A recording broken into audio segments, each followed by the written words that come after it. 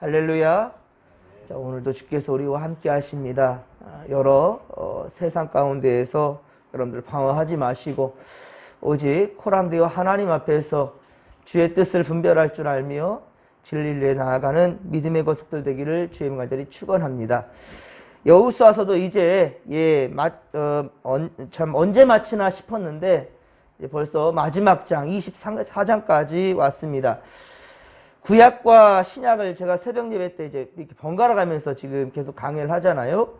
근데 저도 어제 좀 깜짝 놀랐습니다. 보니까 이제 구약 성경을 여호수아 끝나고 이제 신약으로 다시 가려고 했더니 신약 성경은 마태복음부터 요한계시록까지 모두 강의를 다 끝냈더라고요. 그리고 이제 구약 성경도 보니까 12권만 남았어요. 이렇게 성경을 한 권씩 강해해 가면서 참 목사인 저에게는 은혜가 더욱더 배가 되는 것 같습니다. 그리고 강해 설교는 참 많은 유익점이 있습니다. 많은 사람들은 그냥 성경을 일독한다라는 거에 만족하는 사람들이 있는데요. 사실은 성경은 이 한 절씩 한 절씩 정독해가는 것이 매우 중요합니다. 그래서 성경의 부분적인 스토리뿐만 아니라 부분의 스토리뿐만 아니라 성경 전체의 숲을 모두 다 볼 수 있는 그것이 바로 강해 설교, 이 정독입니다. 그리고 또 하나는 평소에 읽지 않는 부분들, 평소에 우리가 자주 읽지 아니하는 그런 성경 본문이나 또 읽기 어렵고 또 좀 의미가 없을 것 같아서 좀 우리가 그렇게 쉽게 생각한 그런 부분들도 있지만 빠짐없이 보면서 그곳에 담겨 있는 또 뜻을 우리가 새롭게 깨닫는 시간들이 우리가 되고 있지요. 이를테면 이스라엘 족보 이야기나 그리고 우리가 얼마 전에 읽었던 여호수아가 특별히 그래요. 여호수아 12장에서 21장까지 여호수아 12장에서 21장까지 우리가 보았지만 정복한 가나안의 그 지역들, 정복한 가나안의 그 지역들 이름도 생소해가지고 잊기도 힘든 그러한 지역들에 나열된 것들, 그리고 지파별로 분배받는 땅들의 구체적인 이름들을 우리가 보았지요. 하지만 여러분 이번 여호수아 읽으면서 왜 이렇게 구체적인 가나안 지역들이 성경에 기록되었는가? 읽기도 힘든데 이거 굳이 읽어야 되나? 라는 생각들을 할 수도 있었겠지만 그러나 여러분들 보십시오. 이렇게 기록된 것, 구체적으로 그 지역명들이 막 기록된 것들을 우리가 보면서 하지만 강해 설교, 이 정독을 하면서 느꼈던 게 무엇입니까? 하나님께서 약속하신 가나안 땅을 취하는 것과 또 분배받는 이 모든 과정들, 그것은 바로 하나님의 계획대로 진행된 사실이었다. 사실적 증거라라는 것을 우리가 알게 되는 것입니다. 그렇습니다. 앞으로도 성경을 읽을 때에는 여러분 단순한 성경 일독에 머무르지 마시고 순서대로 정독해가는 성경을 순서대로 천천히 시간이 걸려도 괜찮아요. 천천히 이렇게 정독해가는 그런 습관을 가지시기를 바랍니다. 그래서 이 새벽 예배와 수요 예배는 매우 중요합니다. 지금 새벽 예배와 수요 예배는 거의 성경 공부처럼 이렇게 정독을 해가면서 강해 설교를 하고 있지 않습니까? 그렇습니다.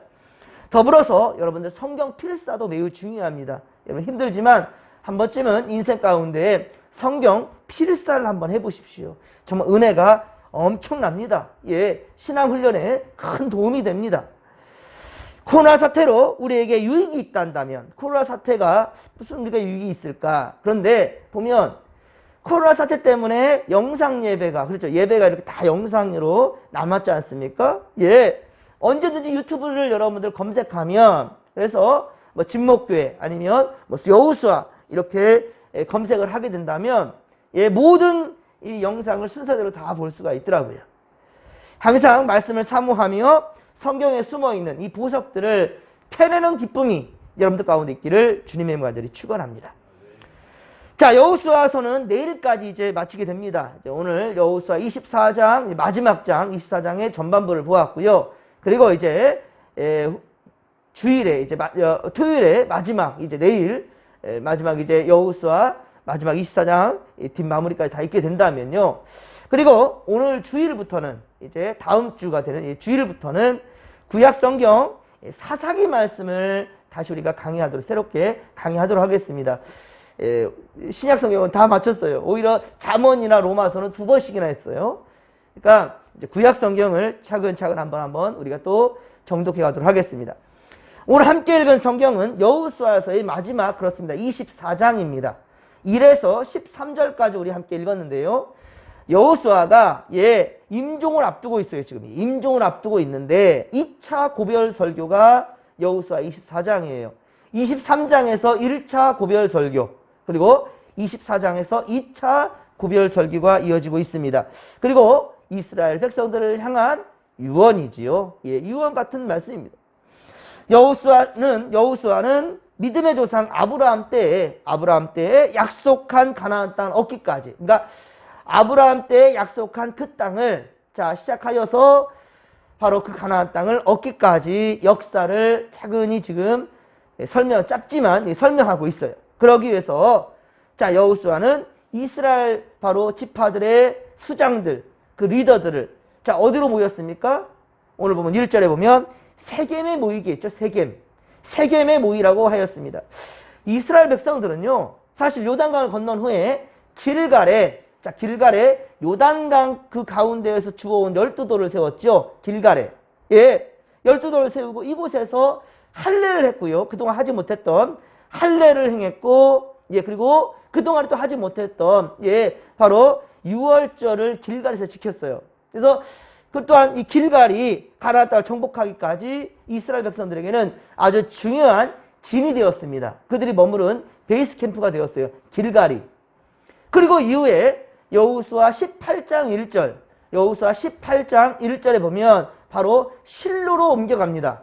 실로에 회막을 짓고요. 거기에 법궤를 모시게 되는 실로로 그 중심지를 이동해 가는 것을 보게 되는데요. 하지만 오늘 보면 1절에 본다 한다면 여호수아는 길갈도 아니고 실로도 아니고 어디를 택했습니까? 세겜을 택했어요. 왜 세겜을 택했을까? 이유가 있습니다. 이 세겜에서 지파별로 리더들을 모아놓고 고별 설교를 하는 그 이유가 있단 말입니다. 그 이유는 아브라함이 가나안 땅에 들어와서 요단강을 건너서, 성경에는 요단강을 건넌 것이 2번 있다고 그랬죠. 바로 그것이 아브라함이 바로 고향 친척, 고향 본토를 지나서 나와서 요단강에 이르는, 그 요단강을 넘어 가나안 땅에 이르는 이 한 번이었고, 또 한 번은 여호수아와 함께 이스라엘 백성들이 지금 가나안을 가기 위해서 요단강을 건넌 거예요. 그런데 아브라함이 바로 요단강을 건너서 가나안 땅에 와가지고 처음으로 첫 제단을 쌓은 곳 세겜입니다.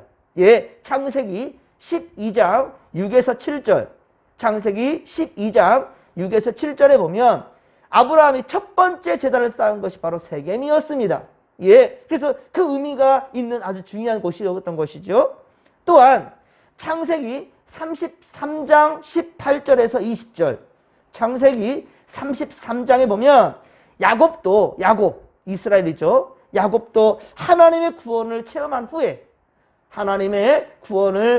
후에 그곳에 제단을 쌓았더라. 제단을 쌓았습니다. 그렇습니다. 야곱, 바로 이스라엘 민족이 된 바로 야곱, 그가 바로 세겜에 제단을 쌓았어요. 그리고 창세기 35장 4절에 보면 이 디나 강간 사건이 있죠. 자기 딸 디나가 그렇게 세겜족에게 강간을 당하고, 그 후에 더 중요한 것은 제대로 평화를 이루고 살아갈 수 있었어요. 하지만 바로 시몬과 레위가 세겜족을 진멸해버리죠. 거짓 할례 약속을 하고요. 그것으로 말미암아 이제 이스라엘이 위태하게 되었고 하나님 앞에 큰 죄를 범하게 되었죠. 그래서 이후에 크게 각성을 하고 이방의 각종 우상들을 묻어버린 개혁의 장소가 바로 이 세겜입니다. 그렇습니다. 여호수아 20장 7절에 보면, 여호수아 우리가 20장 7절에 보았죠. 세겜은 가나안 땅 중부 에브라임 산지에 위치합니다. 에브라임 산지에 위치하고요. 실로보다는 조금 북쪽에 위치합니다. 조금 북쪽에 위치하는데, 어쨌든 레위 지파에게 준 성읍 48성읍이 있었죠. 준 건 아니에요. 거주하는 것이죠. 그런데 레위 지파가 거주하는 그 성읍들 중에 중요한 곳이 있었습니다. 어떤 곳이었습니까?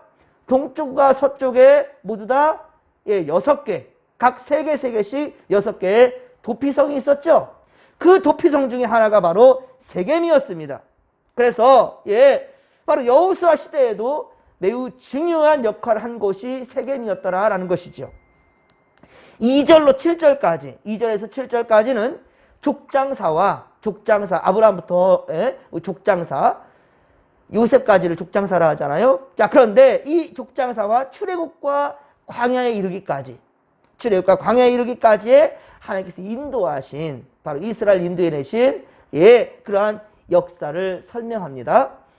아브라함의 아버지인 데라가 유프라테스 강, 그쵸? 그 강 저편, 바로 갈대아 우르와 하랄에서 다른 신을 섬겼다는 거예요. 즉 우상을 섬겼다는 것이죠. 그런데 이때 하나님은요, 바로 아브라함을 갈대아 우르에서 끄집어내었다는 거예요. 불러내었다는 것이죠. 그리고 하나님은 그에게 아들 이삭을 주고요, 손자 야곱도 주셨습니다. 그리고 야곱은 그의 자손들과 함께 애굽에 건너가 살게 되지요. 하나님은 모세와 아론을 보내어 또한 애굽에서 이 재앙을 내리셨고요. 그리고 이스라엘 백성들을 거기서 이끌어내셨죠. 인도하셨습니다. 그리고 그들을 뒤쫓던 바로와 모든 애굽의 군사들을 바로 홍해바다에 빠져 죽게 만들었죠. 그리고 이스라엘 백성들은 광야에서 여러 날을 그렇게 보내게 되었는데요. 이 모든 것은 하나님의 인도하심이었다라는 것을 지금 강조하기 위해서 지금 말하고 있는 것입니다. 이스라엘의 역사를 지금 하나님이 인도하신 역사를 지금 여호수아가 쭉 얘기하는 거예요. 지금도 나라마다, 여러분들 지금도 나라마다 그렇죠. 다음 세대들에게 역사 교육하는 것은 매우 중요합니다. 역사를 잊은 그 민족에게는 내일이 없는 거예요. 역사 교육은 매우 중요합니다. 물론 우리나라 주변에 몇몇 나라들은 역사를 왜곡하는데 그렇다고 해서 그 역사 바뀝니까? 참 어리석은 일이죠. 손바닥으로 하루를 가르죠. 이스라엘의 역사는 지금도 유대인들에게 중요하게 전승되어져 오고 있다는 거예요. 그러면 우리에게는 이것이 무슨 의미가 있나? 이스라엘 역사가 우리에게 무슨 의미가 있느냐라고 반문하는 사람도 있을 거예요. 자, 그런데 이것은 하나님께서 택한 민족에게 복을 주시는 분이시다. 그리고 하나님이 약속하신 것은 반드시 이루어 주신다라는 것을 우리가 깨달아야 되는 거예요. 비록 과거에는 하나님께서 그렇습니다. 하나님의 역사는 이스라엘과 예루살렘 중심으로 그렇게 국한되었다지만 예수 그리스도께서 오심으로, 그리고 이후에 성령의 임재로 이제 복음은 전 세계로 그렇게 향하게 되었던 것이죠. 또한 하나님은 지금도 하나님이 세우신 일꾼들을 통하여서 구원의 역사를 이루어 가신다라는 것이죠. 오늘 보면 8에서 13절까지는 요단 동편에 아모리 사람의 땅을 차지한 이야기와, 그리고 모압 왕 발락, 이 발락이 선지자 이 발람을 통해 이스라엘을 저주하도록 만드는, 하지만 결국은 어떻습니까? 바로 이 발람을 통해서 오히려 축복하게 하죠. 이스라엘을 축복하게 하신다. 누가? 하나님이 그렇게 역사하셨죠. 그렇습니다.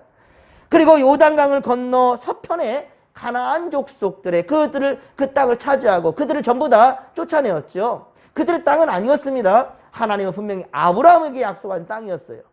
그런데 저들이 그곳에 거주하면서 가나안 땅을 더럽혔단 말입니다. 음행으로, 우상으로. 그래서 그들을 모두 다 쫓아내고 진멸시켰어요. 그리고 그 땅을 이스라엘의 지파별로 그렇게 분배해 주었죠. 그런데 12절 하반절에 보면 이스라엘의 칼과 활이 아니라, 즉 인간의 힘과 능력이 아니라는 것이죠. 사람의 힘과 능력이 아니라 바로 하나님의 은혜였더라라는 것을 지금 얘기하고 있는 거예요. 하나님이 그들과 함께 하셨기 때문에, 하나님께서 이스라엘 백성들과 함께 하셨기 때문에 그 땅을 정복할 수 있었다라는 것이죠. 그리고 그들이 건축하지 않은 성들을 취했고요. 그리고 그들이 심지 않은 포도원과 바로 감람원의 열매를 먹을 수가 있었던 것이죠. 사랑하는 성도 여러분, 우리도 세월을 돌아보십시다. 지난 세월들을 여러분 한번 돌아보십시오. 예, 삶에 많은 굴곡들이 있었겠지만, 그렇죠? 여러분들 삶에 여러 가지 많은 아픔도 있고 시련도 있었고 참 굴곡도, 좋은 날도 있지만 슬픈 일들도 상당히 많았을 것입니다. 그러나 그 순간마다 바로 하나님께서 베푸신 은혜가 아니고서야 지금 우리가 이렇게 있을 수 있겠냐는 말이에요. 지난 수예배 때 사무엘하 19장 24절 이하에 우리가 무비보셋을 보았죠. 사울의 손자 요나단의 아들 무비보셋. 이 무비보셋이 바로 다윗 왕을 대면할 때, 다윗 왕을 영접할 때 어떻습니까?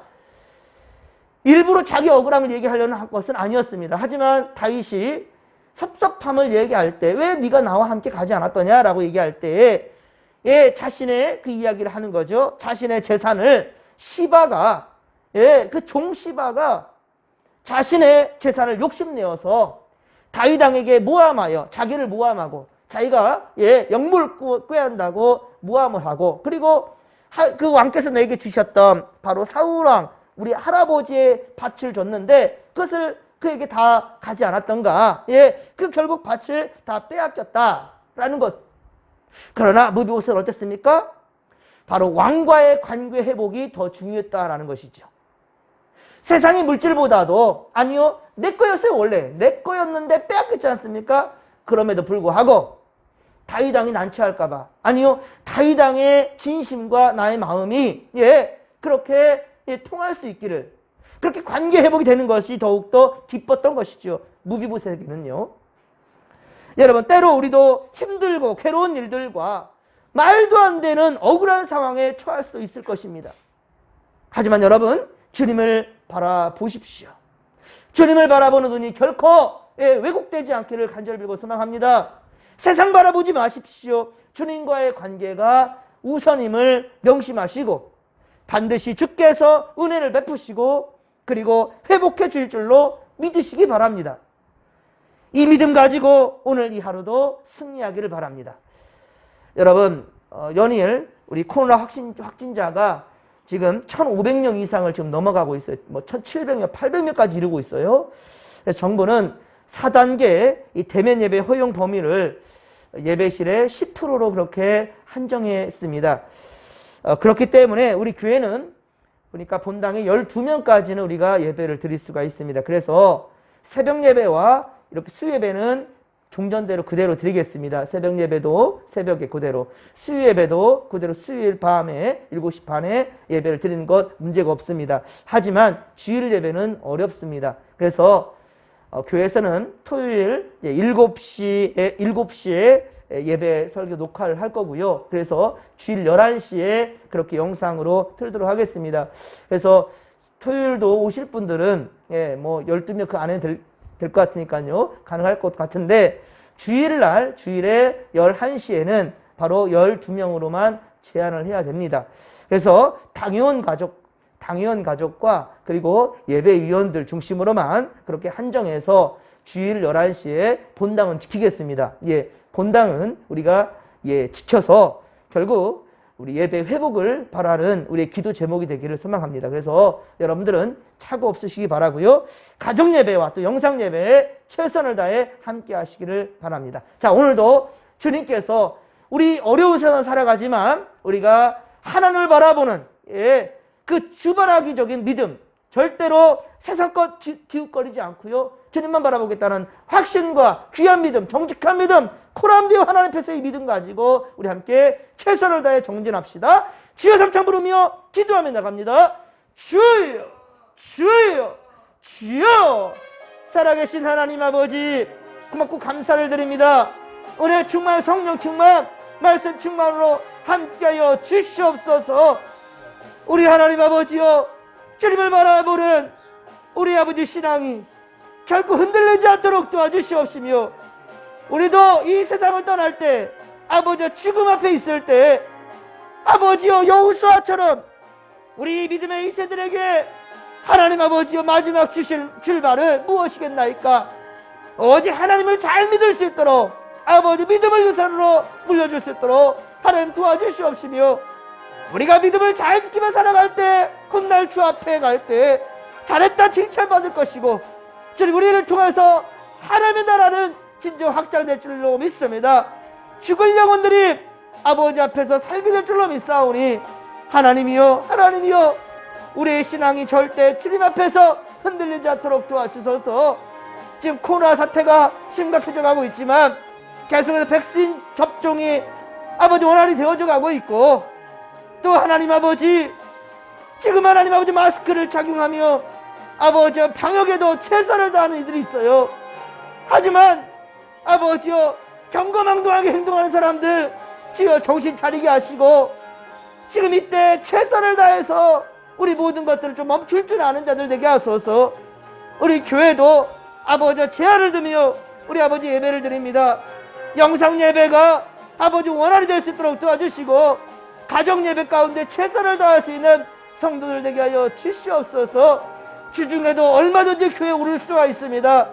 주님의 전에서 아버지 예배하며, 주님의 전에서 기도하며, 우리 아버지 말씀과 기도로 거룩한 훈련을 쌓아가며, 아버지 특별히 매일매일 이렇게 새벽 예배가 영상으로 녹화되어서 우리 성도들의 하루의 시작을 돕고 있습니다. 우리 성도 더욱더 최선을 다해서 고람되어 하나님 앞에 예배하게 하시고, 하나님의 지켜주심과 아버지 은혜로 아버지를 사랑할 수 있도록 도와주시옵소서. 함께 하소서. 함께하여 주옵소서.